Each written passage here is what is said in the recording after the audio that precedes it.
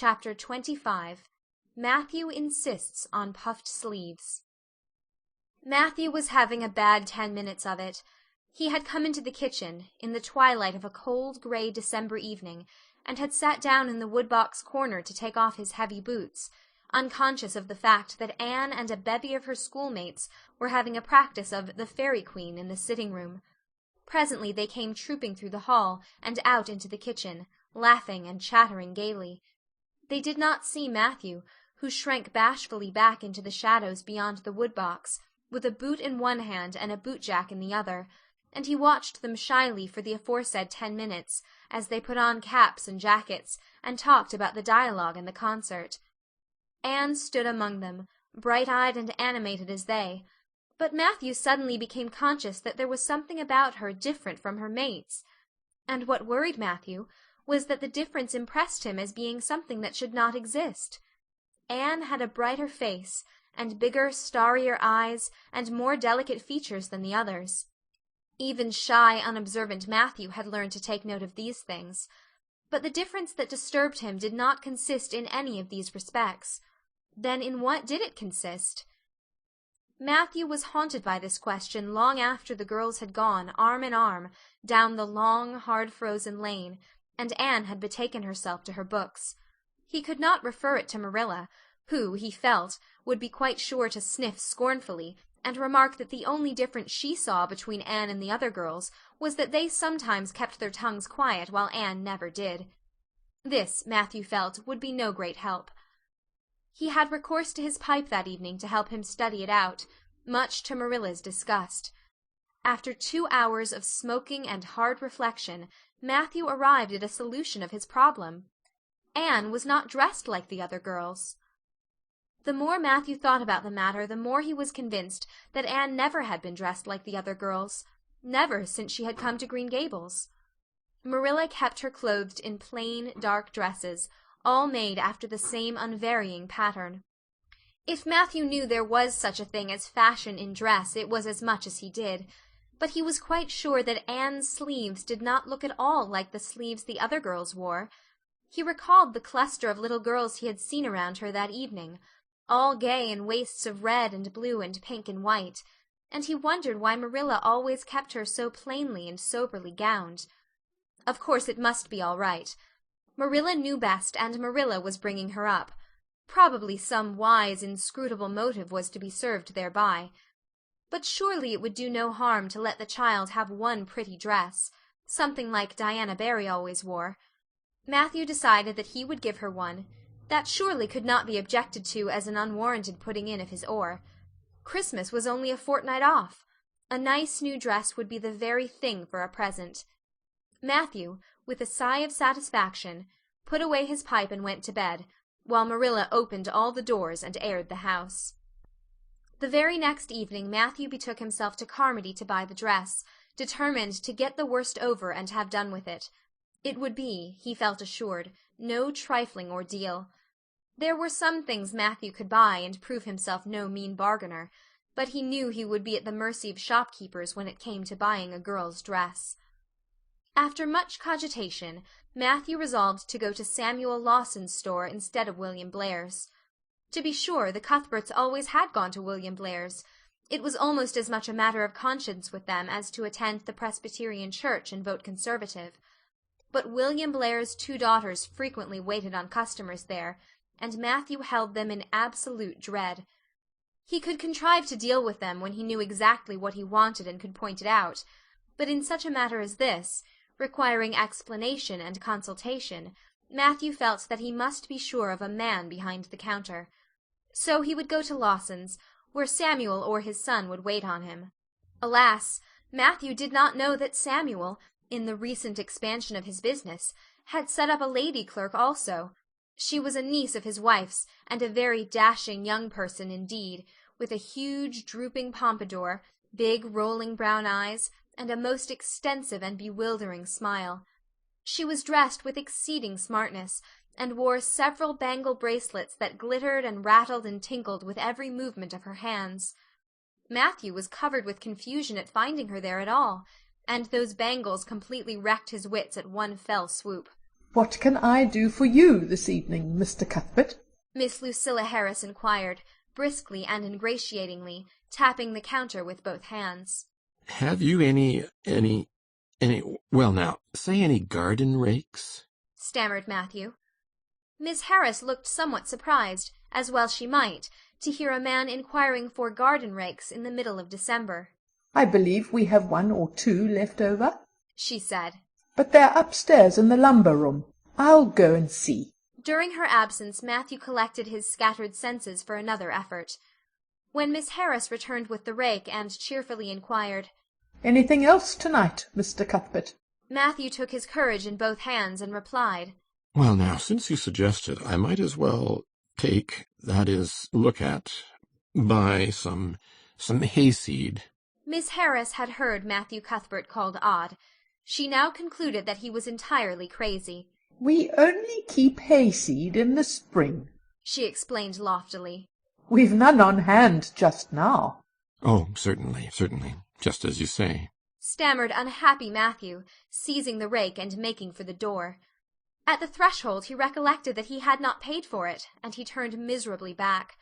While Miss Harris was counting out his change, he rallied his powers for a final desperate attempt. "Well now, if it isn't too much trouble, I might as well, I'd like to look at some sugar."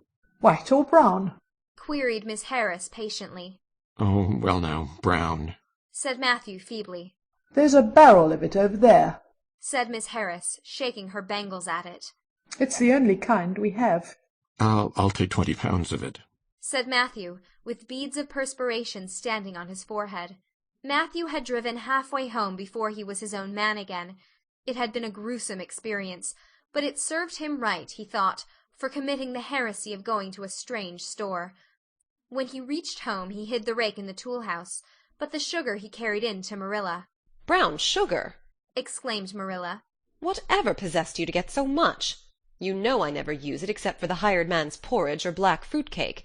Jerry's gone, and I've made my cake long ago. It's not good sugar, either. It's coarse and dark. William Blair doesn't usually keep sugar like that." I thought it might come in handy sometime," said Matthew, making good his escape. When Matthew came to think the matter over, he decided that a woman was required to cope with the situation. Marilla was out of the question. Matthew felt sure she would throw cold water on his project at once.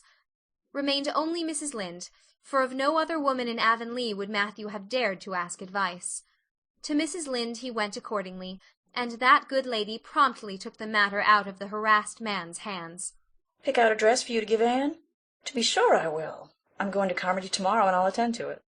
"Have you something particular in mind? No? Well, I'll just go by my own judgment, then. I believe a nice rich brown would just suit Anne, and William Blair has some new Gloria in that's real pretty. Perhaps you'd like me to make it up for her, too, seeing that if Marilla was to make it, Anne would probably get wind of it before the time and spoil the surprise." "Well, I'll do it. No, it isn't a mite of trouble. I like sewing. I'll make it to fit my niece Jenny Gillis, for she and Anne are as like as 2 peas as far as figure goes." "Well now, I'm much obliged," said Matthew.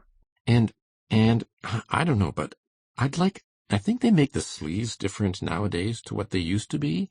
If it wouldn't be asking too much, I'd like them made in the new way." "Puffs? Of course. You needn't worry a speck more about it, Matthew. I'll make it up in the very latest fashion," said Mrs. Lynde. To herself she added when Matthew had gone, "It'll be a real satisfaction to see that poor child wearing something decent for once. The way Marilla dresses her is positively ridiculous, that's what. And I've ached to tell her so plainly a dozen times.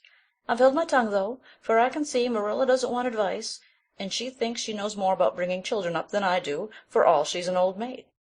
But that's always the way. Folks that has brought up children know that there's no hard and fast method in the world that'll suit every child. But them as never have think it's all as plain and easy as Rule of 3. Just set your 3 terms down so fashion, and the sum'll work out correct. But flesh and blood don't come under the head of arithmetic, and that's where Marilla Cuthbert makes her mistake. I suppose she's trying to cultivate a spirit of humility in Anne by dressing her as she does, but it's more likely to cultivate envy and discontent. I'm sure the child must feel the difference between her clothes and the other girls. But to think of Matthew taking notice of it! That man is waking up after being asleep for over 60 years.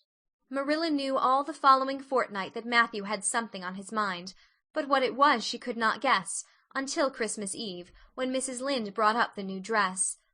Marilla behaved pretty well on the whole, although it is very likely she distrusted Mrs. Lynde's diplomatic explanation that she had made the dress because Matthew was afraid Anne would find out about it too soon if Marilla made it. So this is what Matthew has been looking so mysterious over, and grinning about to himself for 2 weeks, is it? She said, a little stiffly but tolerantly. I knew he was up to some foolishness. Well, I must say I don't think Anne needed any more dresses. I made her 3 good, warm, serviceable ones this fall, and anything more is sheer extravagance. There's enough material in those sleeves alone to make a waist, I declare there is. You'll just pamper Anne's vanity, Matthew, and she's as vain as a peacock now. Well, I hope she'll be satisfied at last, for I know she's been hankering after those silly sleeves ever since they came in, although she never said a word after the first. The puffs have been getting bigger and more ridiculous right along. They're as big as balloons now. Next year anybody who wears them will have to go through a door sideways. Christmas morning broke on a beautiful white world. It had been a very mild December, and people had looked forward to a green Christmas, but just enough snow fell softly in the night to transfigure Avonlea. Anne peeped out from her frosted gable window with delighted eyes. The firs in the haunted wood were all feathery and wonderful. The birches and wild cherry trees were outlined in pearl. The ploughed fields were stretches of snowy dimples, and there was a crisp tang in the air that was glorious. Anne ran downstairs singing until her voice re-echoed through Green Gables. "Merry Christmas, Marilla! Merry Christmas, Matthew! Isn't it a lovely Christmas? I'm so glad it's white. Any other kind of Christmas doesn't seem real, does it? I don't like green Christmases. They're not green. They're just nasty faded browns and grays. What makes people call them green? Why, Matthew, is that for me? Oh, Matthew!" Matthew had sheepishly unfolded the dress from its paper swathings and held it out with a deprecatory glance at Marilla, who feigned to be contemptuously filling the teapot, but nevertheless watched the scene out of the corner of her eye with a rather interested air. Anne took the dress and looked at it in reverent silence. Oh, how pretty it was! A lovely soft brown gloria with all the gloss of silk, a skirt with dainty frills and shirrings, a waist elaborately pin-tucked in the most fashionable way, with a little ruffle of filmy lace at the neck. But the sleeves, they were the crowning glory, long elbow cuffs, and above them 2 beautiful puffs divided by rows of shirring and bows of brown silk ribbon. "That's a Christmas present for you, Anne," said Matthew shyly. Why, Anne, don't you like it? Well, now. For Anne's eyes had suddenly filled with tears. "Like it? Oh, Matthew!" Anne laid the dress over a chair and clasped her hands. "Matthew, it's perfectly exquisite. Oh, I can never thank you enough. Look at those sleeves. Oh, it seems to me this must be a happy dream." Well, let us have breakfast," interrupted Marilla. "I must say, Anne, I don't think you needed the dress, but since Matthew has got it for you, see that you take good care of it. There's a hair ribbon Mrs. Lynde left for you. It's brown to match the dress. Come now, sit in." "I don't see how I'm going to eat breakfast," said Anne rapturously. "Breakfast seems so commonplace at such an exciting moment. I'd rather feast my eyes on that dress. I'm so glad that puffed sleeves are still fashionable. It did seem to me that I'd never get over it if they went out before I had a dress with them. I'd never have felt quite satisfied, you see. It was lovely of Mrs. Lynde to give me the ribbon, too. I feel that I ought to be a very good girl indeed. It's at times like this I'm sorry I'm not a model little girl, and I always resolve that I will be in future. But somehow it's hard to carry out your resolutions when irresistible temptations come. Still, I really will make an extra effort after this." When the commonplace breakfast was over, Diana appeared, crossing the white log bridge in the hollow, a gay little figure in her crimson ulster. Anne flew down the slope to meet her. "Merry Christmas, Diana! And oh, it's a wonderful Christmas. I've something splendid to show you. Matthew has given me the loveliest dress, with such sleeves. I couldn't even imagine any nicer," "I've got something more for you," said Diana breathlessly. "Here, this box. Aunt Josephine sent us out a big box with ever so many things in it, and this is for you. I'd have brought it over last night, but it didn't come until after dark, and I never feel very comfortable coming through the haunted wood in the dark now." Anne opened the box and peeped in. First a card with "For the Anne girl and Merry Christmas" written on it, and then a pair of the daintiest little kid slippers, with beaded toes and satin bows and glistening buckles. "Oh," said Anne, "Diana, this is too much. I must be dreaming." "I call it providential," said Diana. "You won't have to borrow Ruby's slippers now, and that's a blessing, for they're 2 sizes too big for you, and it would be awful to hear a fairy shuffling. Josie Pye would be delighted. Mind you, Rob Wright went home with Gertie Pye from the practice night before last. Did you ever hear anything equal to that?"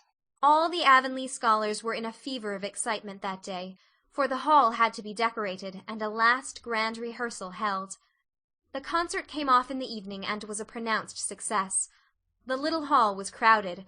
All the performers did excellently well, but Anne was the bright particular star of the occasion, as even envy, in the shape of Josie Pye, dared not deny. "Oh, hasn't it been a brilliant evening?" sighed Anne, when it was all over and she and Diana were walking home together under a dark, starry sky. "Everything went off very well," said Diana practically. "I guess we must have made as much as $10.